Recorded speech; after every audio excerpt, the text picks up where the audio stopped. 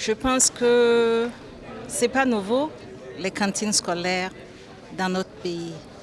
Mais ce qui vient d'être fait aujourd'hui marque l'engagement politique de très haut niveau de notre président du Faso d'aller de l'avant et mettre un accent sur tout ce qui est capital humain, à savoir les hommes du futur qui sont les enfants. Dans l'initiative, il y a 4 points principaux. Il y a des composantes, en dehors de la 5e composante, qui est une composante de coordination que j'assure.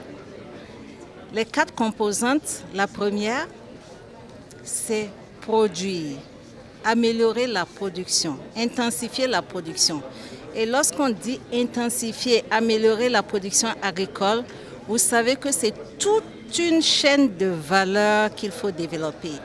Depuis le vendeur d'intrants, depuis la mécanisation, depuis le producteur, le petit producteur agricole, le transformateur, le conservateur, jusqu'à arriver au final qui est le consommateur. Et ici, nos consommateurs seront les enfants en âge scolaire. La deuxième composante est l'amélioration des revenus des personnes vulnérables. Parce que lorsque l'initiative sera mise en place et aussi cette production intensifiée, vous savez que nous avons une population d'à peu près 90% agricole. Et c'est la petite agriculture. En intensifiant la production, par ricochet, vous améliorez justement les conditions de vie de ces populations. Et vous savez, c'est un objectif très haut porté qui fait aujourd'hui l'objet d'une décennie que les Nations Unies, les agences onusiennes spécialisées dans l'alimentation telles que la FAO, le FIDA, le PAM ont inscrit, et la décennie de l'agriculture familiale a été inscrite depuis 2019 jusqu'en 2028.